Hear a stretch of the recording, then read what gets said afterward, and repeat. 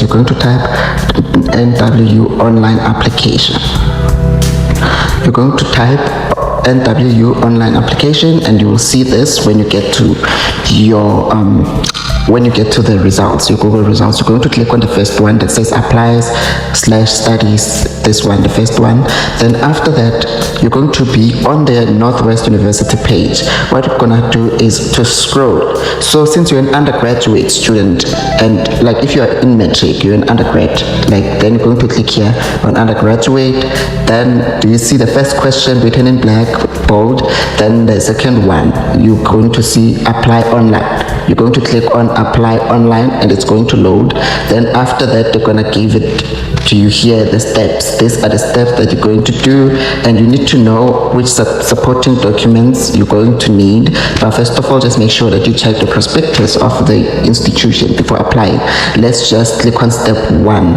Then they're going to say on number 1, go to the application form, the online application form. You click on the online application form. They say, did you read the guidelines for applicant, blah blah. Google Chrome is the recommended web browser. You need to have a Google Chrome for you to be able to apply. So now you are going to scroll. You're going to scroll. The undertaking form is very important to upload more than any document. So you need to be able to upload this undertaking form, or else they're going to reject you, regardless of whether you qualify for the course or you don't. They're just going to cut you off because of not submitting this document. You need to submit it as soon as you can. So now you can just say application login. You click it twice, then you're going to say here, they're going to give you here, then you're going to say create a new university number. You're going to create a new university number. Then here you're going to start here, you see. Then what you're going to do, you're going to fill in your name. You're going to fill in your names, or your surname, then your initial, let's say it's Ntando Angel, it's going to be NA. Then your first names, it's going to be Ntando Angel. What happened? It's going to be, you're going to say Ntando Angel. Then your date of birth, CCYY means year, let's say 2004, 06, 24. Then your title, you can be Mr. Advocate, Bishop. Let's say this one is Miss. It's Miss, she's not married. Then you click here, you put on your ID number. You don't click on maiden name since you are not married.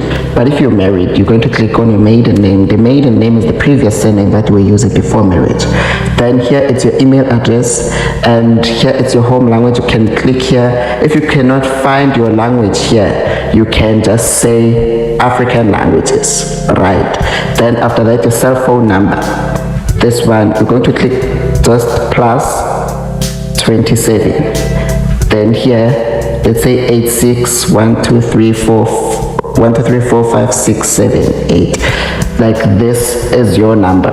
Then here you can type in any pin that you want, and you're going to retype that pin here, but write it down as well for you to be able to remember that pin. Then after that, you're going to go to the next step of your application.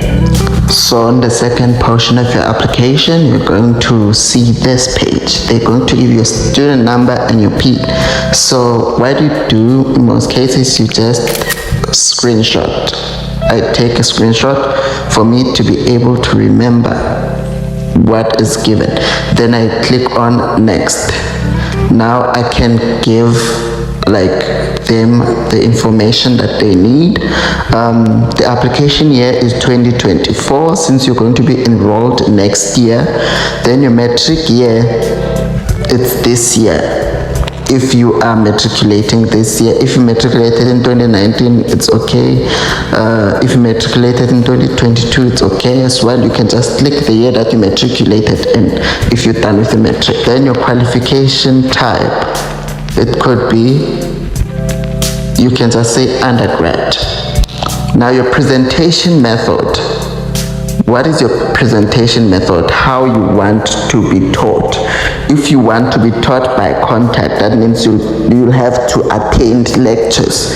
You have to be in classes Then if it's distance learning, it's going to be more of like an online learning. You just go there for like exams. It's just like UNISA, but I think you go there for exams. So you're going to choose contact since you want like to be on campus and all. Then your highest academic level achieved. If you're currently in matric, you are just going to go here. You see, they give you this list.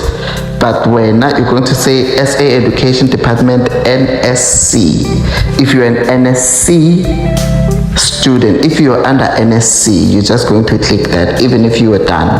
Okay, do you want to apply for residence? You can say yes. Then have you previously studied at any university? If you've never, just going to click no. It's gonna choose itself. It's gonna click for you. It's gonna select for you. Then how will you be paying for your university studies? Obviously a lot of you are going to choose NSFAS, then, or you can just say other bursaries if you're going to apply for other bursaries. But in this case, I'm going to choose NSFAS. What accommodation arrangement do you plan on making during your studies at the universities? You can stay on campus, which is the Northwest University residence. You can stay maybe somewhere else, maybe off campus or private accommodation. Then you can reside with a family member that is located in that area. But here we're just going to say Northwest University residence. Then you're going to click next. In next, they're going to ask you your school information and then the grade that you have finished is grade 11, because now you're currently in grade 12. Mostly it's grade 12s that apply, right? Then now you're going to go down. You're going to say school year. This is the year that you have you're in right now, 2023. Then education department. Your education department is Limpopo Department of Education. You indicate the province that you stay in. So there on school year, if you graduated high school in 2016, you can just put 2016, right? If you graduated high school in 2018, you can put 2018. Then your school, you're going to search for your school. Here, you're going to search for your school. Let's search. Now, you're going to add school subjects. Now, you're going to look for the subject that you are doing here and select all the 7 subjects that you are doing. Then after clicking next, this is what you're going to see. This is what you're going to see. Now you're going to put in all your percentages here.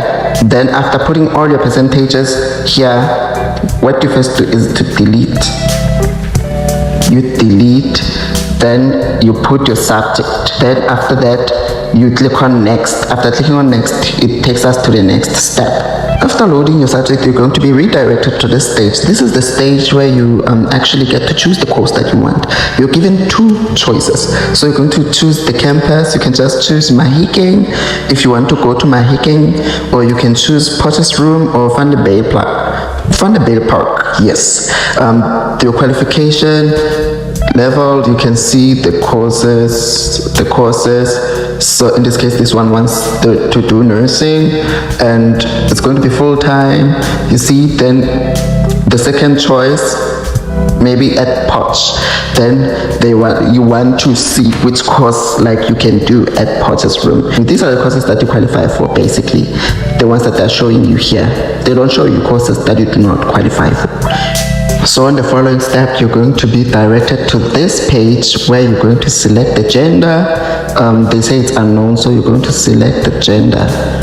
This person in this case is female, and if you have a nickname you can put it, but it's not compulsory. The places that are compulsory are the ones with the red stars. Please make sure that you like complete all compulsory fields. Then you can come here. You see, you can say marital status. You are single if you are never married. If you are a religious person, you can click here, but it's not compulsory. Your population group, you're going to check here. Then if you do not have disabilities or impairments or conditions, you can just skip this whole part. But if you do have disabilities or conditions or impairments, you you can type here. Then if you want devices, maybe a wheelchair, or you want a hearing aid, or you want, like, you just click here on specified devices, right? Then you save, then you click on next to continue. So you'll be directed to this page where you're going to sign the POPI Act. You agree, like, for them to disclose your personal information, or you don't if you don't. Then your preferred method of correspondence, like how do you want them to communicate with you?